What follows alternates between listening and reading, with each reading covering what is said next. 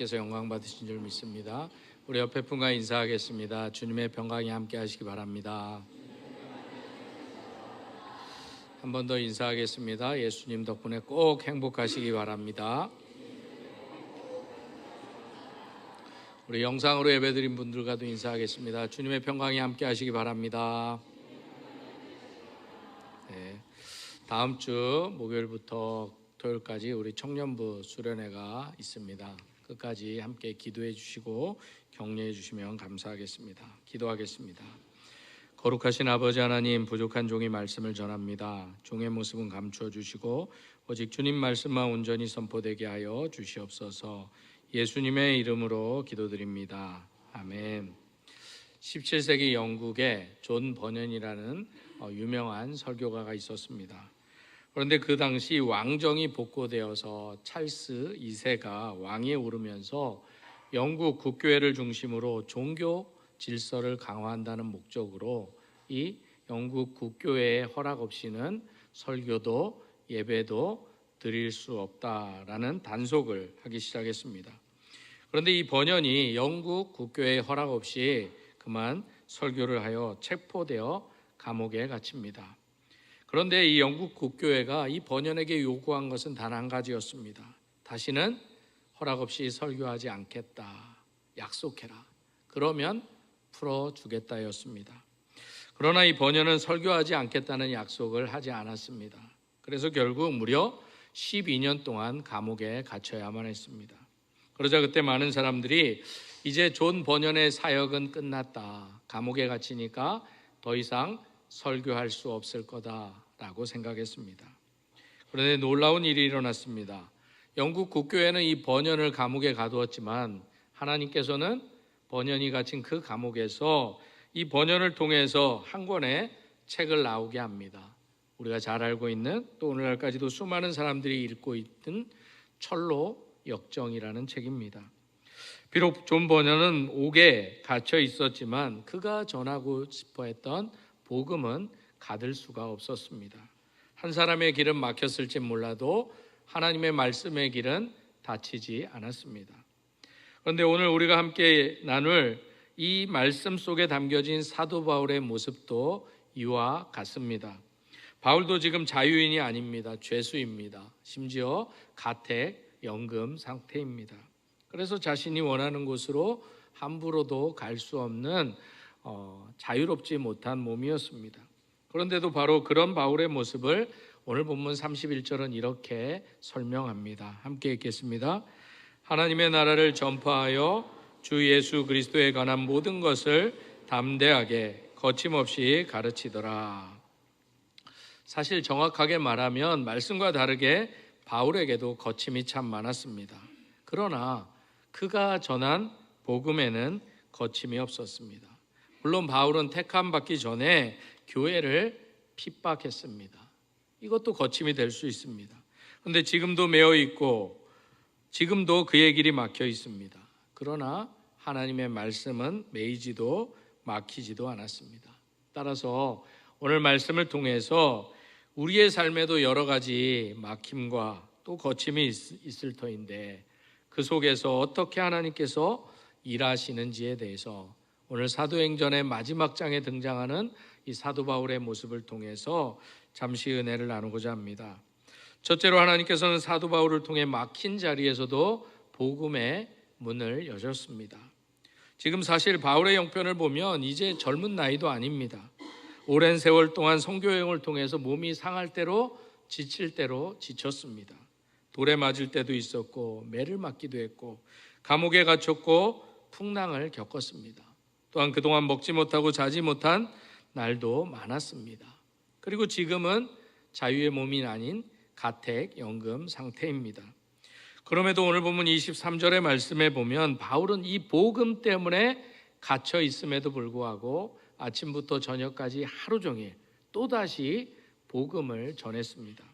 왜 바울은 이렇게까지 해야겠습니까? 이유가 도대체 무엇이냐? 이런 말씀입니다. 바로 한 영혼이라도 살리고 싶었기 때문입니다.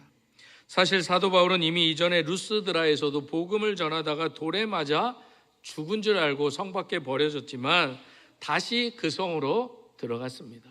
이유는 한 가지입니다. 다시 복음을 전하고자 들어갔습니다.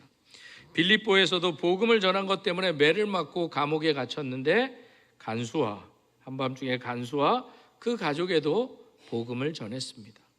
또한 드로아에서도 다음날 길을 떠나야 했지만 밤이 깊도록 말씀을 전했습니다. 이유는 단 한 가지였습니다. 고린도전서 9장 22절의 말씀처럼 아무쪼록 한 영혼이라도 구원받게 하고자 하였습니다.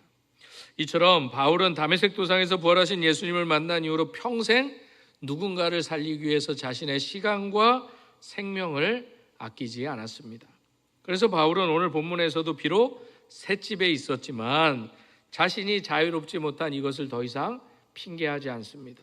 나는 지금 재수인데 내가 무엇을 할 수 있어?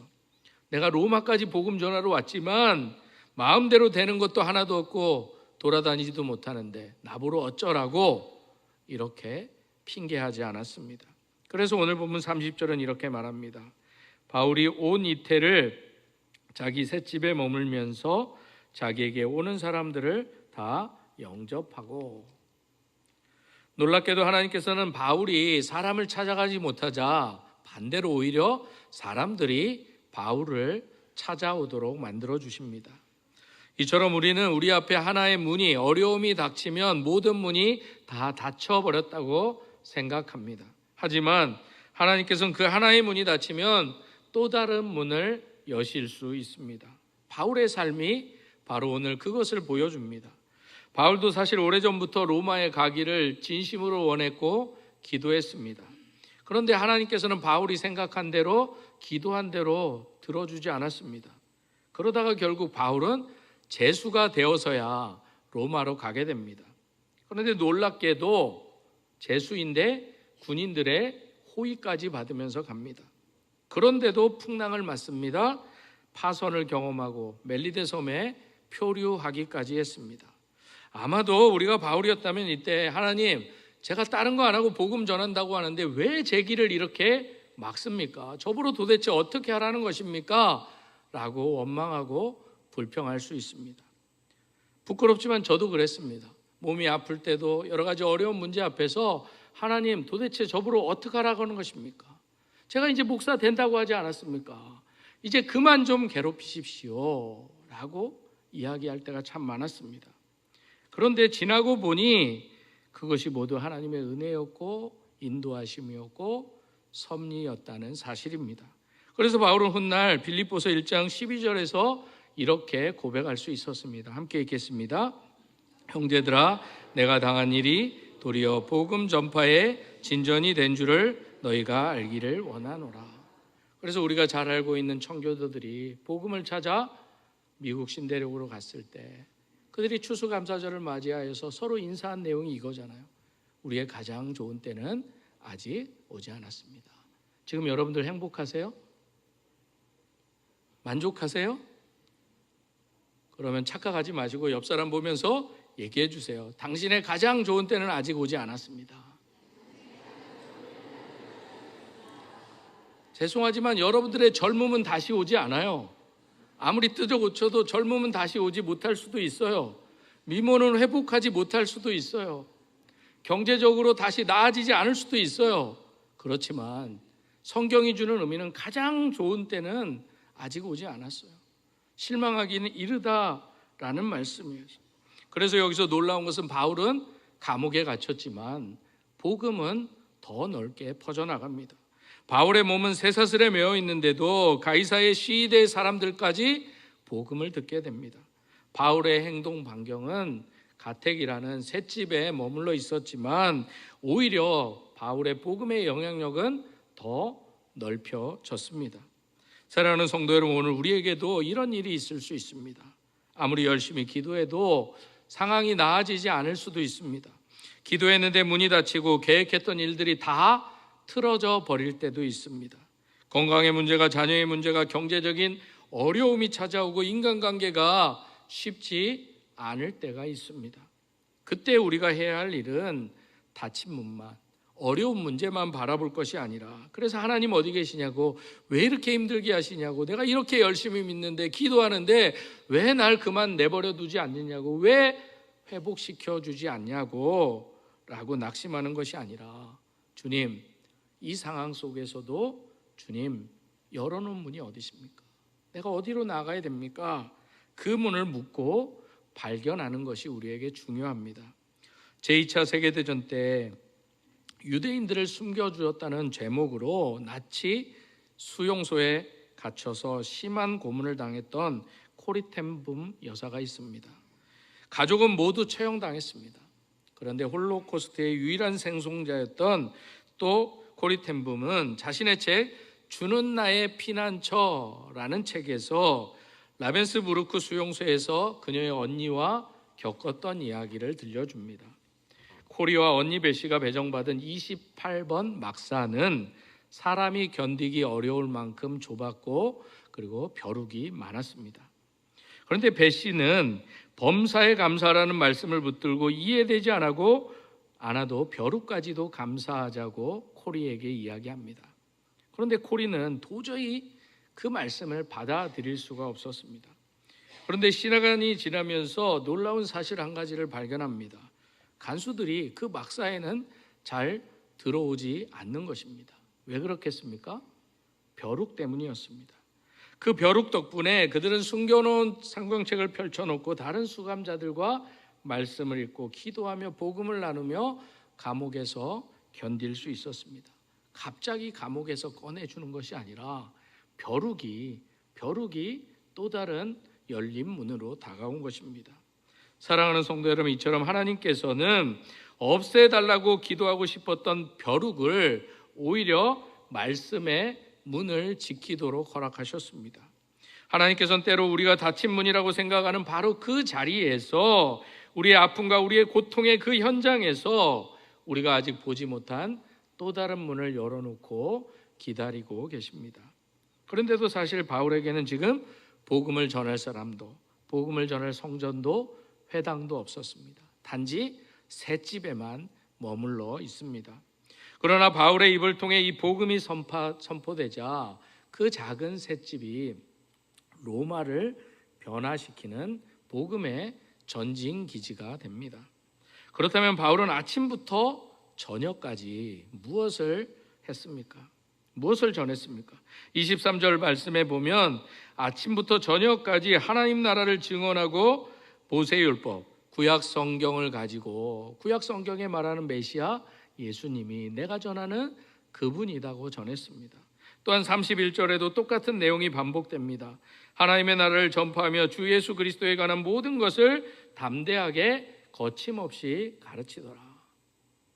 사도 바울이 전한 메시지는 단순하고 분명했습니다. 바로 하나님의 나라와 예수 그리스도입니다. 이처럼 바울은 로마까지 와서 자신의 이야기를 하지 않았습니다. 내가 여기까지 오는데 얼마나 힘든 줄 아냐고, 내가 그동안 얼마나 고생했는지, 내가 그동안 얼마나 억울한 일을 당했는지 한 번쯤은 얘기할 수도 있을 것인데, 복음을 전하는 도구로 사용되는 것 외에는 자신의 이야기를 하지 않았습니다. 우리 같으면 몇 번 얘기했을 건데, 복음도 중요하지만 그 앞에 내 얘기하고 싶은 마음이 얼마나 많았겠어요. 그렇지만 단지 하나님의 나라를 전하고 예수 그리스도를 전했습니다. 저도 그래서 제 얘기 얼마나 하고 싶을 거예요. 그래서 설교 전에 다짐하는 거예요. 하나님, 주님의 말씀만 온전히 선포되게 해달라고. 바울이 이렇게까지 했던 이유가 무엇이겠습니까?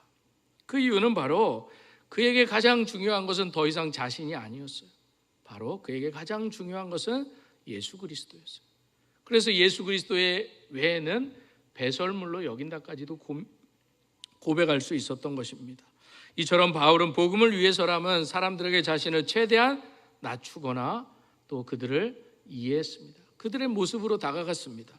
하지만 복음 그 자체의 내용, 바로 예수님이 그리스도시다라는 이 내용만큼은 타협도 양보도 하지 않았습니다.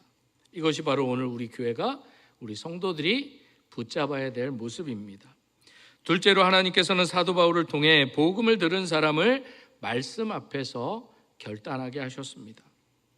그런데 24절 말씀에 보면 바울이 이렇게 아침부터 저녁까지 말씀을 전했지만 그렇다고 해서 모든 사람이 다 예수를, 복음을 받아들인 것은 아니었습니다. 믿는 사람도 있었고 믿지 않는 사람도 있었습니다. 이처럼 위대한 사도 바울도 모두를 다 믿게 하지 못했습니다.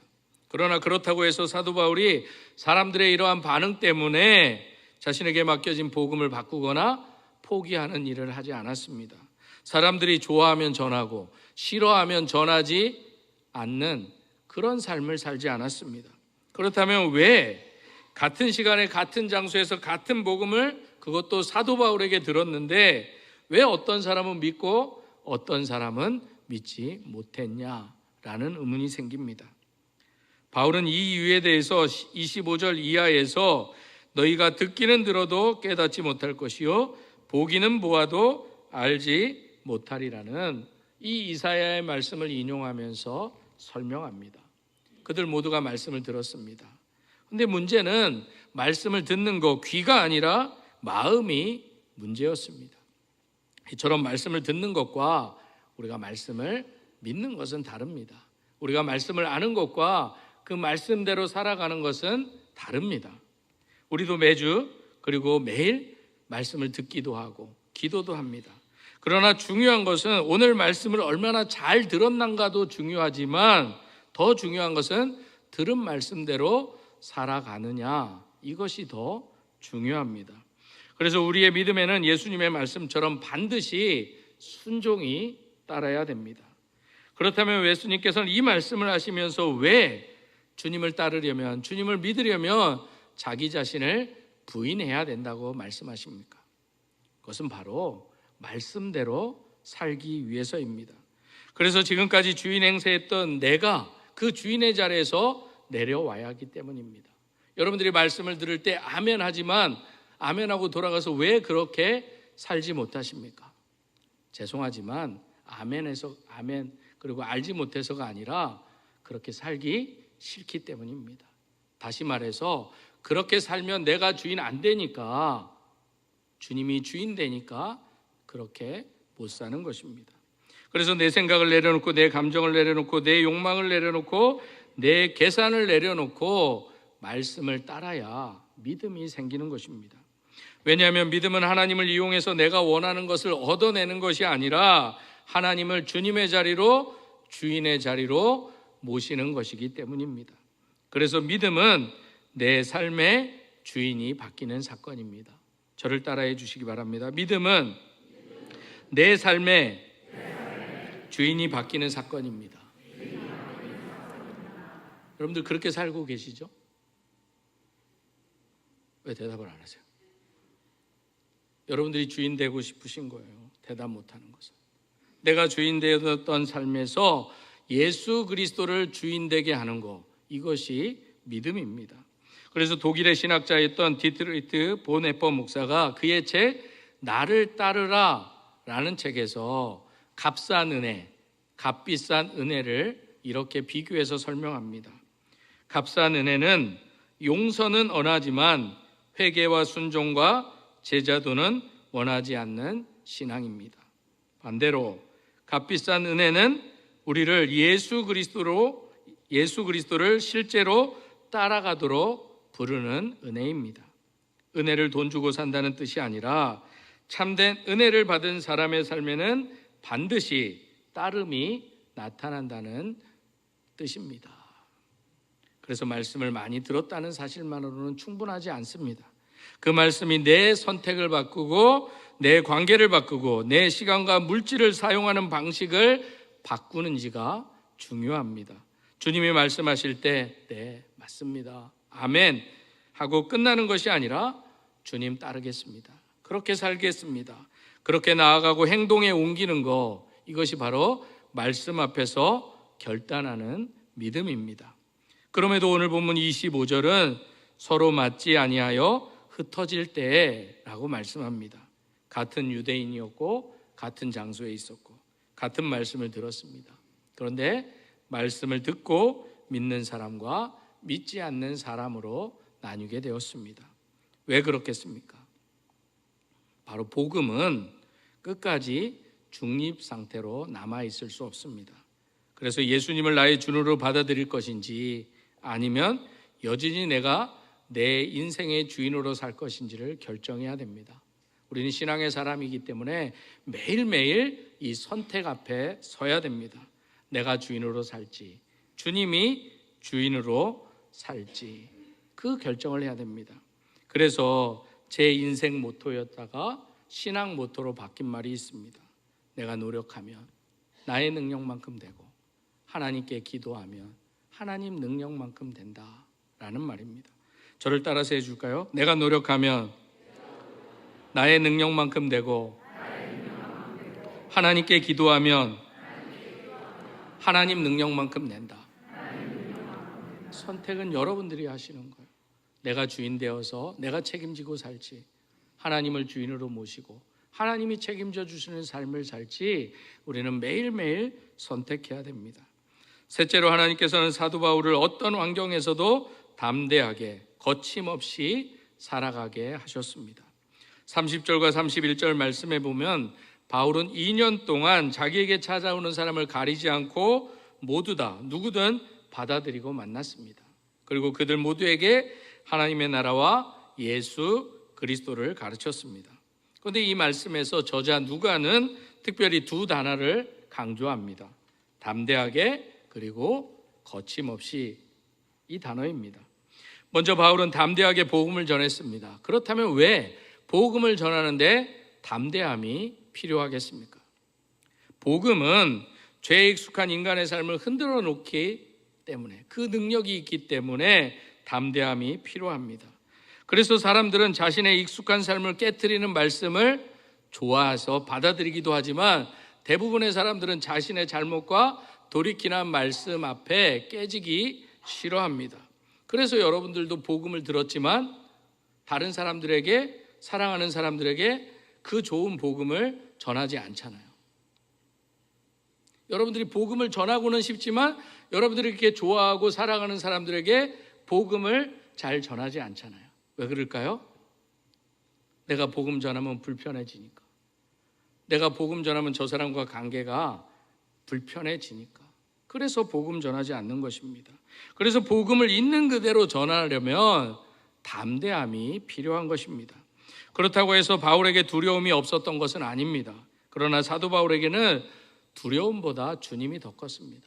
그렇지 않겠어요? 사도 바울이 복음 전하는데 네가 언제부터 복음을 받아들였냐고, 너를 핍박했던 사람 아니냐고. 그래도 사도 바울은 그 사람들의 눈초리보다 주님을 더 크게 보았습니다. 문제가 없었던 것이 아닙니다. 사도 바울은 그 문제보다 자신을 위해 일하시는 하나님을 더 크게 보았습니다.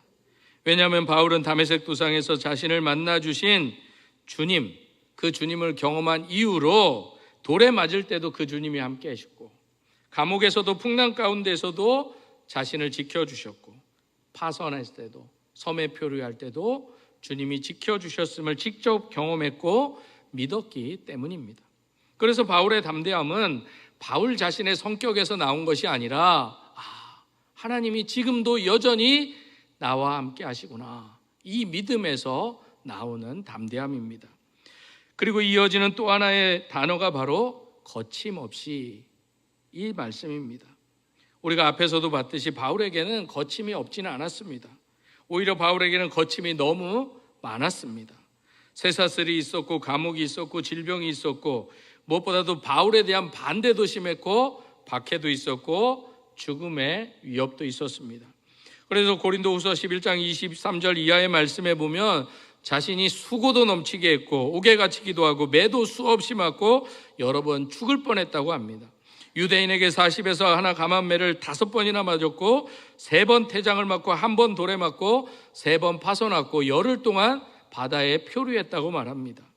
무엇보다도 선교 여정, 복음 전하는 여정, 이 얼마나 좋은 여정이겠어요? 얼마나 은혜의 여정이겠어요? 그런데 그 선교의 여행을 생각하면서 강의 위험과 강도의 위험과 동족의 위험과 이방인의 위험과 시내의 위험과 광야의 위험과 바다의 위험과 거짓 형제의 위험을 당했다고 그렇게 고백합니다. 또 수고하고 애쓰고 여러 번 자지 못하고 줄이고 목마르고 여러 번 굶고 죽을 뻔했다고 이야기합니다. 그리고 지금은 자유롭게 다니지도 못하는 상태입니다. 그런데 성경은 왜 거침없이 전했다고 말합니까?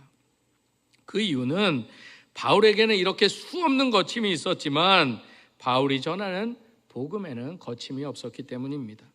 이처럼 바울의 몸은 비록 묶여 있었지만 하나님의 말씀은 묶이지 않습니다. 사실 출애굽한 이스라엘 백성 앞에 처음 맞닥뜨린 게 홍해였습니다. 그때 그들은 이제 끝났다, 나오자마자 끝났다라고 생각했습니다. 그러나 홍해는 결코 하나님의 길을 막지 못했습니다.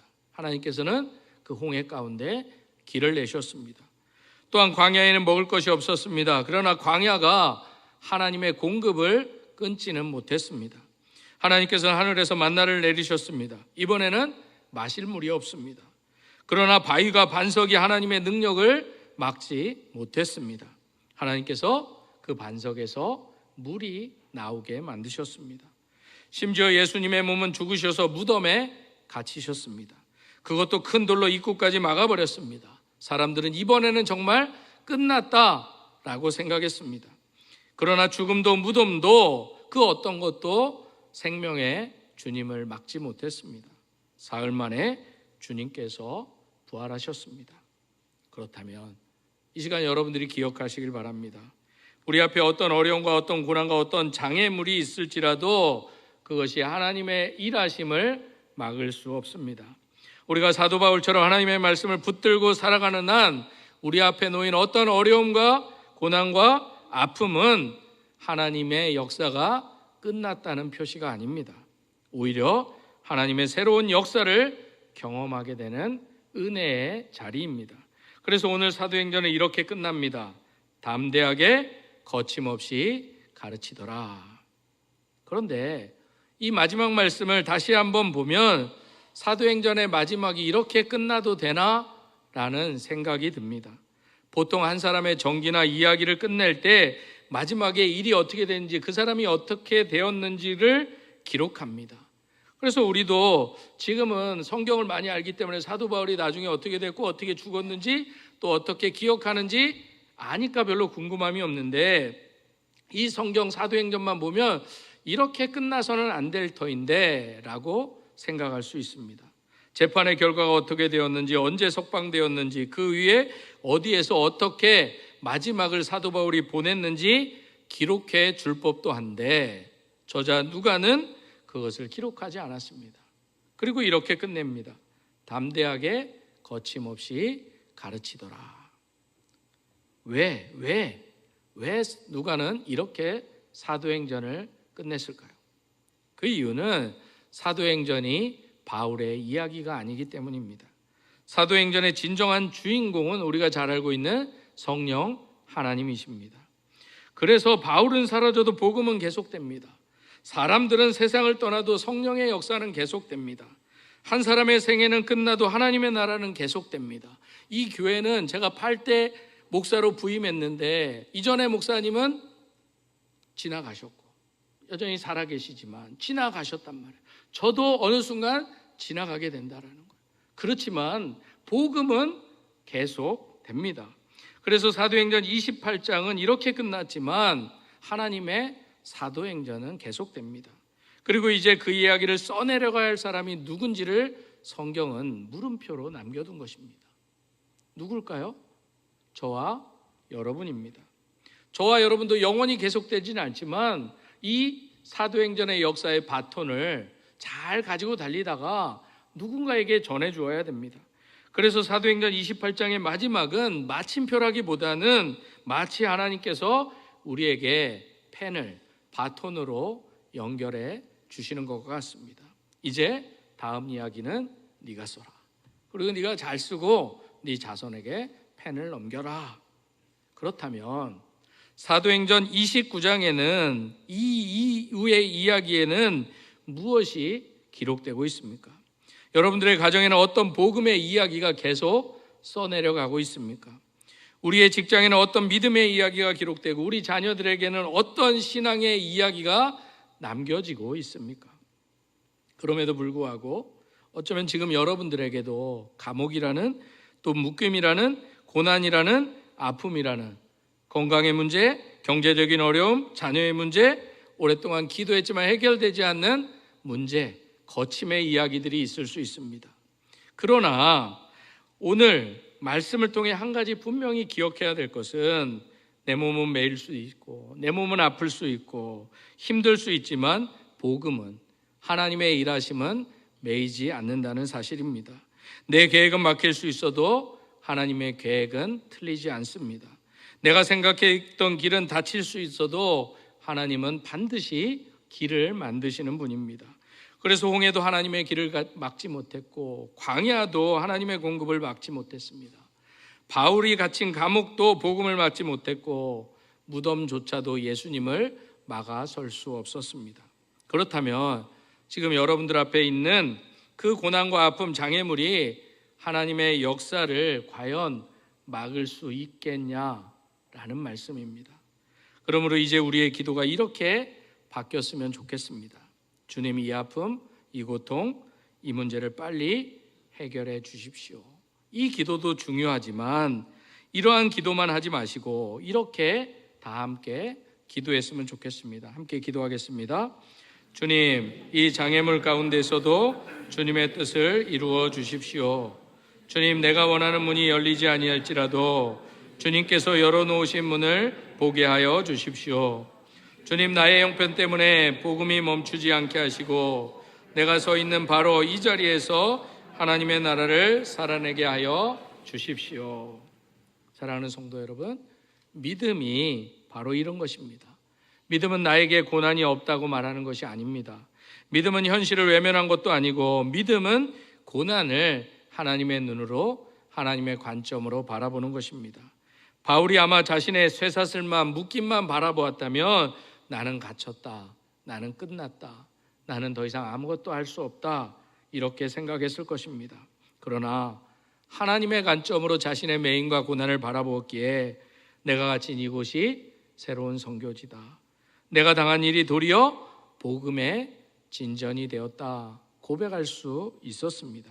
바라기는 우리에게 남은 생애가 이제 사도 바울처럼 우리가 살아가고 있는 이 가정과 일터와 사업장 어디에서든지 예수 그리스도를 삶으로 증언하며 담대하고 거침없이 하나님의 나라를 살아내는 저와 여러분의 삶이 되시기를 축복합니다. 그리고 여러분들이 써내려가는 사도행전의 놀라운 역사가 여러분들에게서 끝나는 것이 아니라 여러분들의 가족들에게, 여러분들의 자녀들에게 계속 이어져 써내려가는 은혜가 있기도 주님의 이름으로 축복합니다. 이 시간 다음에 기도의 제목을 가지고 함께 주님 오실 때까지, 주님 다시 오실 때까지 찬양 드리며 기도의 자리로 나아가겠습니다.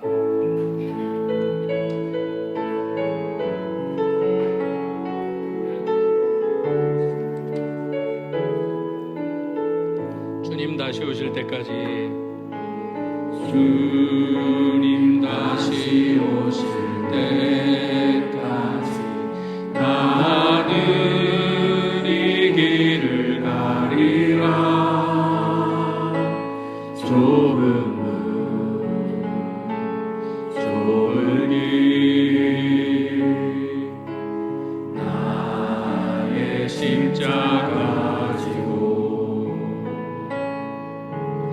나의 가는 이 길 끝에서 나는 주님을 보리라. 영광의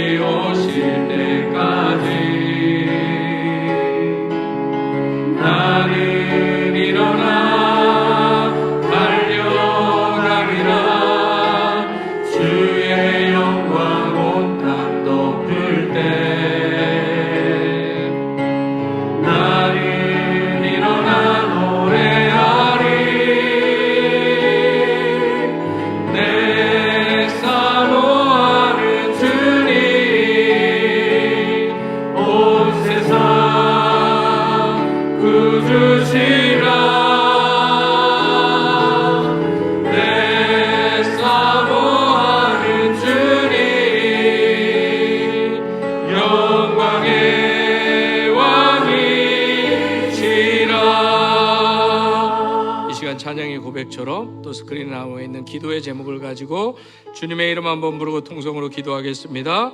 주여, 은혜가 풍성하신 아버지 하나님, 오늘 말씀을 통하여 우리가 비록 매어 있지만 복음은 매이지 않고 바울의 길은 막혀 있지만 하나님은 결코 막혀 있지 않음을 깨닫게 하시니 감사합니다.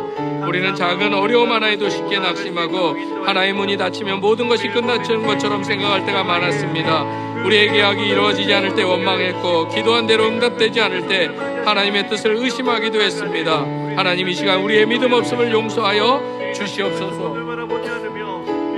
이제는 닫힌 문만 바라보지 않게 하시고 그 자리에서도 하나님께서 열어두신 문을 바라보게 하여 주시옵소서. 왜 나에게 이런 일이 생겼습니까? 라고 묻기보다 주님, 이 상황 속에서도 제가 무엇을 하기를 원하십니까? 라고 묻는 바로 우리가 서 있는 바로 그 자리에서 하나님의 영광을 다시금 바라보게 하여 주셔서 이제는 말씀을 듣는 것으로만 만족하지 않게 하시고 내 생각과 고집과 욕심을 내려놓고 말씀 앞에 나 자신을 복종시키게 하시고 내가 내 삶의 주인이 아니라 예수 그리스도께서 나의 주인 되심을 날마다 인정하며 살아가게 하여 주시옵소서.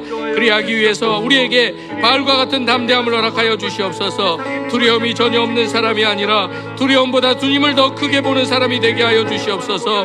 문제가 없는 사람이 아니라 문제보다 크신 하나님을 바라보며 나아갈 수 있는 믿음도 허락하여 주시옵소서. 우리 앞에 어떤 거침이 있을지라도 복음에는 거침이 없음을 믿음으로 바라보게 하여 주셔서 우리의 연약함도 아픔도 질병도 경제적인 어려움도 우리 앞길을 가로막는 수많은 장애물도 하나님의 역사를, 하나님의 일하심을 막을 수 없음을 믿음으로 바라보게 하여 주시옵소서. 그래서 이제 우리의 가정에서, 일터에서, 학교에서, 사업장에서, 그리고 우리가 서 있는, 그리고 우리가 만나는 모든 자리에서 하나님의 사도행전이 끊어지지 않고 우리를 통해서 계속 써내리게 하여 주시옵소서. 우리의 남은 생애가 예수 그리스도를 말과 삶으로 증언하며 담대하게 거침없이 하나님의 나라를 살아내는 복된 사도행전이 되게 하여 주시옵소서. 예수님의 이름으로 기도드립니다. 아멘. 다 함께 일어나셔서 봉헌하시겠습니다.